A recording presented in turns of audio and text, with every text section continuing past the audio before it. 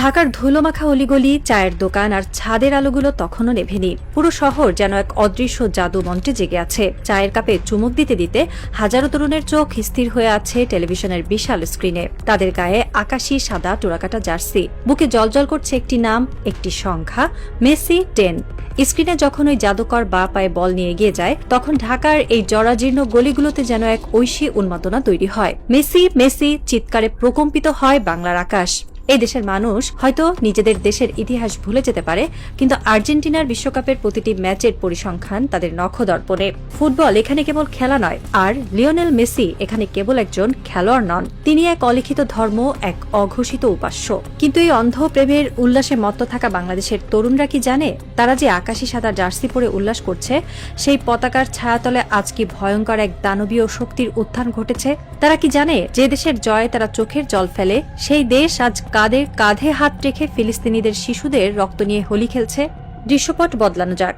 ঢাকার এই চায়ের দোকান থেকে হাজার হাজার মাইল দূরে আটলান্টিকের ওপারে যুক্তরাষ্ট্রের নিউ ইয়র্ক শহরে এক অভিজাত মিলনায়তন। সেখানে কোনো ফুটবলের বাঁশি বাজছে না, সেখানে চলছে বিশ্ব রাজনীতির এক ভয়ঙ্কর দাবার চাল। আর সেই মঞ্চে দাঁড়িয়ে আর্জেন্টিনার প্রেসিডেন্ট অর্থাৎ লিওনেল মেসির দেশের রাষ্ট্রপ্রধান এমন এক ঘোষণা দিচ্ছেন, যা শুনলে যে কোনো বিবেকবান মানুষের শির দ্বারা বেয়ে শীতল স্রোত নেমে যাবে। শুরু হতে যাচ্ছে এক চরম মনস্তাত্ত্বিক কষাঘাতের গল্প, যা প্রতিটি আকাশী সাদা সমর্থকের আত্মসম্মানকে মাটিতে মিশিয়ে দেবে। নিউ ইয়র্কের ইয়েশিভা ইউনিভার্সিটি ইহুদিবাদী দর্শন এবং পশ্চিমা রক্ষণশীলতার এক অন্যতম প্রধান স্নায়ুকেন্দ্র। এই বিশ্ববিদ্যালয়ের আলো ঝলমলে মঞ্চে আজ যিনি দাঁড়িয়ে আছেন, তার উস্কো খুস্কো চুল আর বন্য চোখের দৃষ্টি তাকে 8-10 জন রাষ্ট্রনেতা থেকে আলাদা করে রেখেছে। তিনি হাবিয়ে মিলেই, নিজেকে অ্যানার্কো ক্যাপিটালিস্ট বা কট্টর নৈরাজ্যবাদী পুঁজিবাদী হিসেবে পরিচয় দেওয়া আর্জেন্টিনার বর্তমান প্রেসিডেন্ট। তার সামনে বসে আছেন বিশ্বের শীর্ষস্থানীয় ইহুদি নেতা, রাব্বি এবং ধনকুবেররা। হাবিয়ে মিলেই যখন মাইক্রোফোনের সামনে দাঁড়ালেন, তখন পুরো হলরুমে পিনপতন নীরবতা। তিনি গলা খাকারি দিয়ে যা বললেন, তা আন্তর্জাতিক রাজনৈতিক অঙ্গনে এক বিশাল বোমার মতো ফাটল। আমি গর্ববোধ করি, মিলেইয়ের কণ্ঠস্বর ছিল তীক্ষ্ণ এবং দাম্ভিক। ইসরায়েল ও ইহুদি জনগণের প্রতি আমার সমর্থন আগের মতোই অটুট রয়েছে। এই অবস্থান থেকে আমি কোনোভাবেই সরে আসব না। আর আজ আমি নিজেকে বিশ্বের সবচেয়ে বড় জায়নবাদী রাষ্ট্রপ্রধান হিসেবে ঘোষণা করছি। দর্শকদের গগনবিদারী করতালিতে ফেটে পড়ল পুরো মিলনায়তন। আর্জেন্টিনার রাষ্ট্রপ্রধান, যে দেশটিকে বাংলাদেশের কোটি কোটি মানুষ অন্ধের মতো ভালোবাসে, সেই দেশের সর্বোচ্চ নেতা আজ নিজেকে সবচেয়ে বড় ইহুদিবাদী হিসেবে গর্ব ভরে ঘোষণা করছেন। যে মুহূর্তে ফিলিস্তিনের হাজার হাজার ফিলিস্তিনি শিশু, নারী ও বৃদ্ধকে ইসরায়েলি বাহিনী নির্মমভাবে হত্যা করছে, যে মুহূর্তে পুরো বিশ্ব ইসরায়েলের এই বর্বরতার বিরুদ্ধে রাস্তায় নেমেছে, ঠিক সেই মুহূর্তে আর্জেন্টিনার প্রেসিডেন্ট তেল আবিবের পাশে দাঁড়িয়ে তাদের পিঠ চাপড়ে দিচ্ছেন। তিনি শুধু সমর্থন দিয়েই থামেননি, তিনি এই সমর্থনকে এক ধর্মীয় উন্মাদনার পর্যায়ে নিয়ে গেছেন। হাবিয়ে মিলেই শুধু নিজেকে জায়ানবাদী বলেই থামেননি, তিনি এর পেছনে এক গভীর ধর্মীয় ও দার্শনিক ব্যাখ্যাও দাঁড় করিয়েছেন, যা শুনলে তার অন্ধ আনুগত্যের মাত্রা পরিষ্কার বোঝা যায়। তিনি দাবি করেন, পশ্চিমা সভ্যতার পুরো ভিত্তিটাই গড়ে উঠেছে ইহুদিদের ধর্মগ্রন্থ তাওরাত এবং বাইবেলের 10টি আদেশের ওপর। তার মতে, জীবন, স্বাধীনতা এবং ব্যক্তিগত সম্পত্তির মতো আধুনিক বিশ্বের যত মৌলিক অধিকার রয়েছে, তার সবই এসেছে ওই ইহুদিবাদী দর্শন থেকে। তার কথায় এক ধরনের হিপনোটিক বা সম্মোহনী সুর ছিল। তিনি বাইবেলের এক্সোডাস বা মিশর থেকে ইসরায়েলিদের বেরিয়ে আসার ঘটনার কথা উল্লেখ করেন। তিনি বলেন, ইসরায়েলিদের ওই যাত্রাতেই স্বাধীনতার মূল ধারণা লুকিয়ে আছে। এই ধর্মীয় মূল্যবোধগুলোই পশ্চিমা সভ্যতার বিকাশের ভিত্তি তৈরি করেছে। তাই ইসরায়েলের সাথে কোনো ধরনের আপোষ করার প্রশ্নই ওঠে না। মিলেইয়ে এর কথার অর্থ কি? এর কথার অর্থ হলো, ফিলিস্তিনের মাটিতে যা কিছুই ঘটুক না কেন, যত রক্তই ঝরুক না কেন, আর্জেন্টিনা সবসময় ইসরায়েলের পক্ষে থাকবে। কারণ তারা এটিকে নিছক কোনো রাজনৈতিক বিষয় হিসেবে দেখছে না, তারা এটিকে একটি পবিত্র যুদ্ধ বা হোলি ওয়ার হিসেবে নিয়েছে।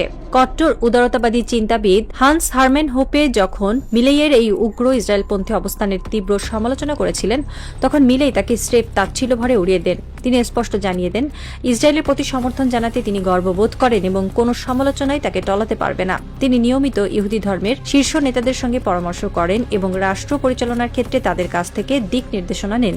এক কথায়, আর্জেন্টিনা আজ পরিণত হয়েছে ইসরায়েলের এক বিশ্বস্ত দাসে। এখন প্রশ্ন হলো, এই ভূ রাজনৈতিক নোংরা খেলার সাথে লিওনেল মেসির কি সম্পর্ক?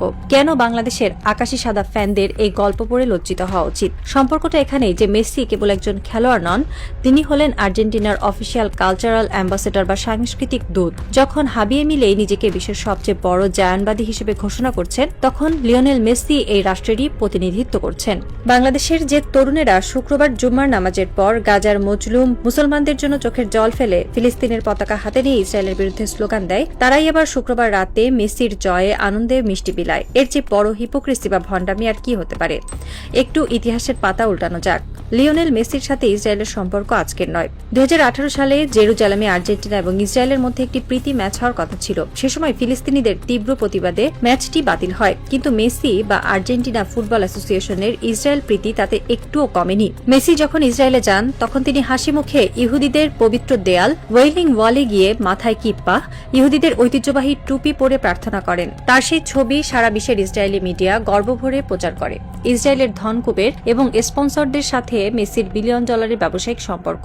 যে ইসরায়েলি স্টার্টআপগুলো ফিলিস্তিনিদের ওপর নজরদারি করার প্রযুক্তি বানায়, তাদের অনেকের সাথেই পরোক্ষভাবে জড়িয়ে আছে পশ্চিমা কর্পোরেট বিশ্ব, যাদের ব্র্যান্ড অ্যাম্বাসেডর স্বয়ং লিওনেল মেসি। আর গাজার শিশুরা যখন বোমার আঘাতে ছিন্ন ভিন্ন হয়ে যাচ্ছে, তখন এই ফুটবল দেবতার মুখ থেকে কি একটি শব্দ বের হয়েছে? ফিলিস্তিনের পক্ষে কি একটি সহানুভূতিমূলক পোস্ট তিনি দিয়েছেন? না, তিনি চুপ।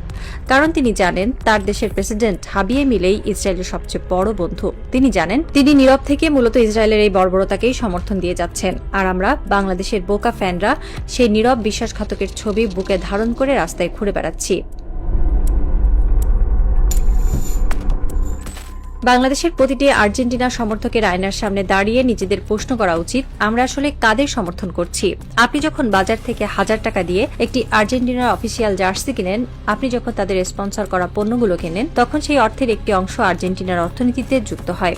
আর সেই অর্থনীতি আজ পরিচালিত হচ্ছে এমন এক প্রেসিডেন্টের দ্বারা, যিনি নিজেকে গর্ব ভরে সবচেয়ে বড় ইহুদিবাদী বলে দাবি করেন। ভাবতে পারেন, আপনি এমন একটি দেশের পতাকা আপনার বাড়ির ছাদে উড়াচ্ছেন, যে দেশ প্রকাশ্যে ঘোষণা দিয়ে ইসরায়েলের পক্ষে দাঁড়িয়েছে, যে ইসরায়েল প্রতিদিন আপনার ফিলিস্তিনি ভাই বোনদের রক্ত পান করছে। আপনি সেই ইসরায়েলের সবচেয়ে ঘনিষ্ঠ মিত্র দেশের জাতীয় দলের জয়ে উল্লাস করছেন। আমাদের আবেগ কতটা অন্ধ হলে আমরা এই সহজ সমীকরণটা বুঝতে পারি না। আমরা বলি খেলাকে রাজনীতির সাথে মেশাবেন না, কিন্তু মিলেই কি খেলাকে রাজনীতির বাইরে রেখেছেন? তিনি তো আর্জেন্টিনার রাষ্ট্রপ্রধান হিসেবেই এই ঘোষণা দিয়েছেন। যখন পুরো আর্জেন্টিনা ইসরায়েলের পাশে দাঁড়িয়েছে, তখন আপনি কিভাবে আকাশী সাদা জার্সিকে শুধু খেলা বলে চালিয়ে দেবেন? এই দ্বিচারিতা, এই মেরুদণ্ডহীনতা আমাদের পুরো জাতিকে বিশ্বের সামনে এক হাস্যকর বস্তুতে পরিণত করেছে। ফিলিস্তিনিরা যখন দেখে যে বাংলাদেশের মানুষ তাদের জন্য কাঁদছে, আবার পরক্ষণে ইসরায়েলের সবচেয়ে বড় মিত্র দেশ আর্জেন্টিনার জয়ে রাস্তায় নেমে নাচানাচি করছে, তখন তারা আমাদের এই সস্তা আবেগ নিয়ে কি ভাবে? মেসি হয়তো অনেক বড় ফুটবলার, তার বা পায়ের জাদু হয়তো মোহনীয়, কিন্তু একজন মানুষের একটি দেশের নীতি ও মানবতার বিরুদ্ধে যখন দাঁড়ায়, তখন সেই জাদুকে বর্জন করার মতো সাহস কি আমাদের নেই?